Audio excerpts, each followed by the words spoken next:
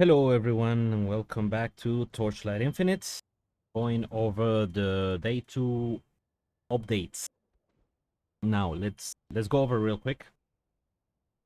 Using the Fiend Crown, Endless Fortress, still using the set amulets. This one, the rats, the Horn Ring, and Mind Infusion. And the stuff I haven't really crafted too much outside of what I already had.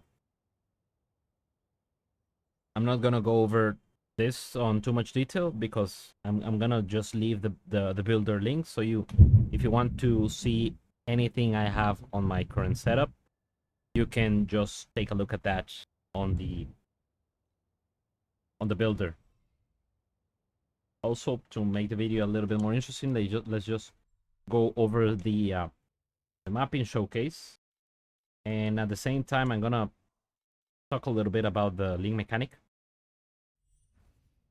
So this link mechanic is, in my opinion, very simple and very uninteractive, in my opinion. There's not much you have to do here. You just have to choose between these three, and usually like the first option is the one that actually gives you more loot, and the other ones are like quality of life, which I imagine you would pick if your character is weaker than the content you're currently facing, but otherwise I don't see why you would. And once you are over that, you just, run around and finish the map as usual. The good thing is that it ties very naturally into the gameplay loop that most people follow in the game, which is, just blast maps. The bad thing is that unlike Dream, you don't really have too much control over what you get. Like the only thing you can do is the choice you make at the beginning, and the randomness of the actual rarity of the cocks you get, and the rarer the actual beacon that you're doing here, right? The cock wheel, the higher the voucher you get, and these are the vouchers, in case you were wondering. That's basically, the reward icons. So since you really don't have any control over it, there is, you just do it. And I kind of like that, but I wish there was a little bit more to it, honestly. Anyway, I digress. Okay, but let's go over some specifics that I changed and that I think warrant a discussion. First one is the pedigree. I was using Wath with one pedigree that had Focus Strike. I removed that in favor of getting divinities with +1. Every single one of these has +1, and you ideally, of course, want these to eventually get a +2 crit damage and command generation. But you have to roll them. It's expensive. And this one just for the max charges, because I really like this mod. It makes it comfortable in certain situations where you might want to use a cooldown more than once. So, but you could argue that adding another +1 here is better than having this. But the seal mana is pretty nice. Other than that, I added candles. Servant damage is affordable. It's under like 100 FE, and aura effect is somewhat affordable. It's 200 to 300 FE. Ideally, you would want +2 here, +2 minions, or another support like crit damage, or grudge, or control spell. Any of those would work. Grudge is good, but grudge is like 1000 FE, and control spell is like 600 to 1002. Crit damage is like 500. So since I don't have the crit damage candle, I'm using the crit damage support. And I switched to element termination because I have a slate. So this slate has chance for minions to inflict ailments. And I have the machinist's passive point, which grants 1 base of every single ailment. And that pretty much comes to like a 32... It's a 32% multiplier when and when you compare that to every other multiplier, it comes slightly on top. Like It's slightly better than Elemental Fusion. But then again, if you don't have that setup, just use Elemental Fusion. It's the same thing. I don't think Shock is that good unless you have like additional settles. So I wouldn't really worry about it. I might try the Shock setup later, but you kind of need to get Slate. Or the other option is to go Blade Dancer, but it's hard to argue in favor, not Blade Dancer, Blade Runner. It's hard to argue for Blade Runner when Steel Vanguard exists. Steel Vanguard is the best tree in the game, bar none, basically. So, anyway, that's the candles. That's why I added Element Termination, but, you know, if you don't have that setup, just use Fusion. Lightning Pen might be similar, and high voltage is kind of good. Mark, you can have Mark there if you don't want to use the Frost Spirit. Added Elemental Shock, added another link to Machine Army with here it will be replaced with Automation Mediums. And the reason why I'm automating these two is because they stop you from Savage Charging, and that feels very bad. So let's say you're running around and you press that button, you don't run around anymore. And same thing with Shock, but it's not the same thing with Dazzling Bloom. You just press it. And other than that, the Phantom skill is automatic as well. So, you know, not to worry too much about that one. For Aura setup, the steel reservation situation is very complicated at the moment, to the point where I think I'm gonna have to devote several of my resources to solving that situation. Say a candle, say more slots on gear like the amulet and the helmet. Therefore, right now I'm not really supporting these auras with anything, and yeah, that comes at a damage loss. But I don't like playing ultra glass cannon characters, and I feel like the regeneration of the Frost Spirit paired with the fact that it takes 9% of damage away from you makes it very good, a good link to have. And Elemental Duo adds like 10% overload effect, which is like 3% additional damage, which all in all, it might or it might not be worth it, but you know, the mark is definitely worth it. And the rejuvenation helps them when they have to reconjure, so they can actually participate in battle. And that's another one of the reasons why I'm not going low life, which I haven't gone through, but just worth mentioning here. So, you know, if you have the sealed mana situation, you would use Selfless here. You will use Selfless and Safety in Numbers. You ideally go for the precise safety in numbers, which instead of 5 is 8. 8 or 7, which both you can fulfill as Order Calling Moto. And it's better than any other support. And it also comes at a... I think they actually increased the cost of this one. But you know, Selfless is still cheaper. And you know, since you don't care about your own damage, you can support these auras with these.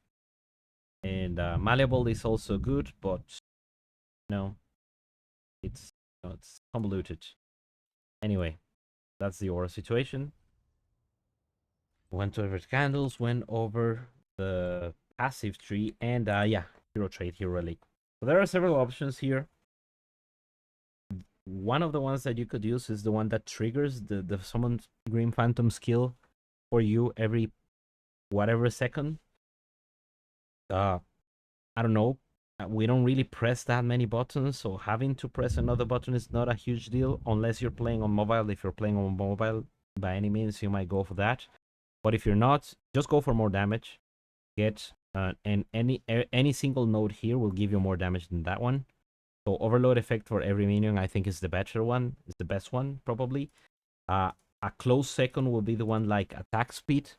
For every time a minion has hit a unique or killed a rare.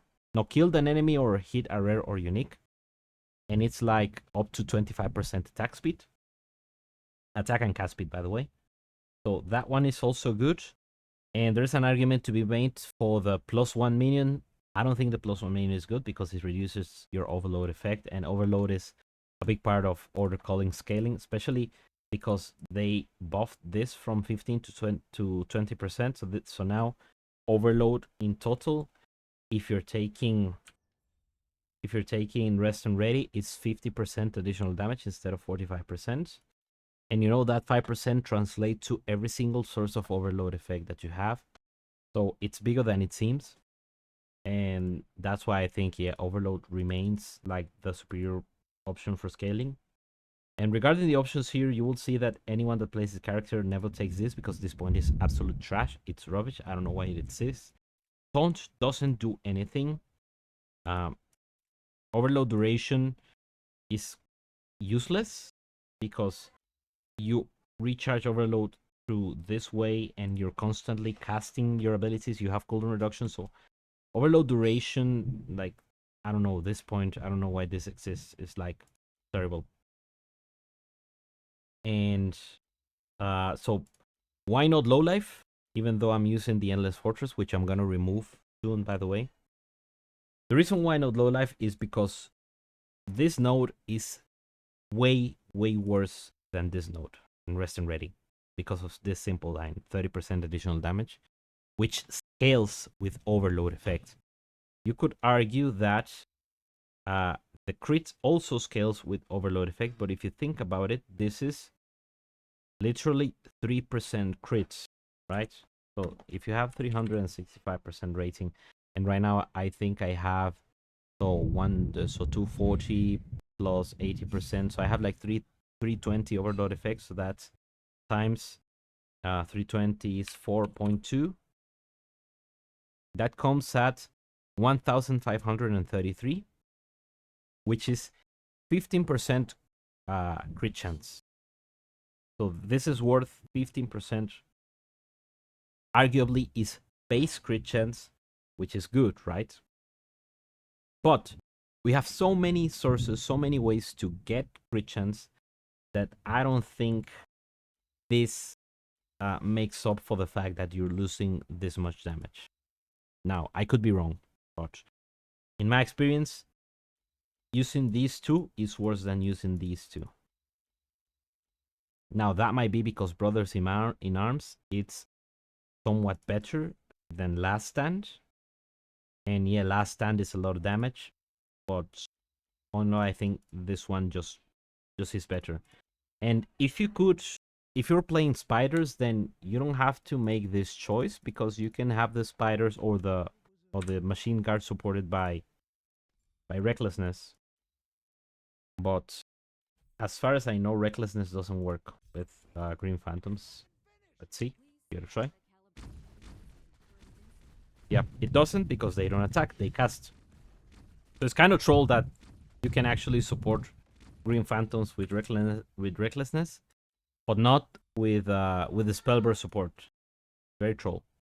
Very troll. Okay. Why not mechanical modification? Because you want more minions. More minions means you get a higher effect for machine army, and more minions since you get more out of this. So mechanical mod is bad for order calling Moto in general. And regarding the other ones, for mapping, I will always have 60% movement speed here if possible, if I can afford it. And the other one, you know, overload effect, whatever I can get. I just care about the movement speed for mapping. For single targets, you get something like this: command, minion generation command, and aura effect per command. And I'll show you how much that comes out of damage. And chance to deal double damage is the second one that you want. Aura effect or something like this. This additional damage for every 1% movement speed minions made recently, up to 16%. So every single source of additional damage multiplies against the previous source. So adding that 16% increases the multipliers, the other multipliers as well. So it's good. And this also has the aura effect. But right now I'm gonna go for the command. And you see I'm hovering close to 50, which is where you want to be with green phantoms in most situations. If I on top of that add burning aggression, then I'll be nearby a boss and I'll be hovering, 60, 70 commands, which enables the following things on green phantoms. First of all, I think they get like a 20% multiplier. Okay, here it is. So they get 5% additional damage for every 20. So at 60, that is 15% additional damage. And they get increased kill area. And this ability acquires an additional effect that every 5th attack of the ability does 20% additional damage and has larger area. This is their basic attack, by the way. So that's why I use Serpent Speed. And I think Destructive Light Cannon doesn't really scale with command, but it scales with the number of beams that you have. So that's why we're getting beams on the weapons now. So let me show you. This is still, I haven't really switched to summon to damage pacts. But as you can see, it's up from 3 billion up to 12 billion just from switching the relics. So yeah, don't sleep on the relics. So this is where we're at. That's the updates. My goal is of course to try to take on TA Traveler. Hopefully none of you take the record away from me. If you do, congratulations, and I want to I want your build. Give it to me. Because that means you're doing more damage and you're or you're persistent and you died 8 times on the boss. Might be. Upgrades, there's basically room for upgrades everywhere. Like none of this gear is would be considered min-maxing. It's actually very basic, very bad gear. Arguably the belt is expensive, but the belt is bound to be lowered in price because first this is pretty much only used by Order Calling. Order Calling is not the most popular character, and the belt is it's a fairly common drop from the boss, so it's bound to come down in price. And the legendary aptitude 4 items are expensive at the moment, but they are also bound to come down in price. Anyway, let me know your thoughts if you made it this far on the video. Are you playing this character? Are you playing another version of the build? How is it performing? Let me know. I'm very interested to learn what other people are doing, and also let me know how you enjoyed the season. What do you think about the mechanic? And I'll probably see you tomorrow. I plan to stream for a little while on Twitch during the afternoon, and by afternoon I mean like US time, probably between 5 and like 10 p.m. US time, Eastern time, that is. So if you're interested on chatting a little bit over there, I'll be there. So bring your friends over just to see me farm with the machines. Thank you very much. And also I'll appreciate it. I'm trying to grow the channel. If you can hit that sub button. I know it's very odd when people ask you to do that, but it really helps the channel grow and reach a broader audience and help me share the information of this game. Thank you and have a great day. Bye.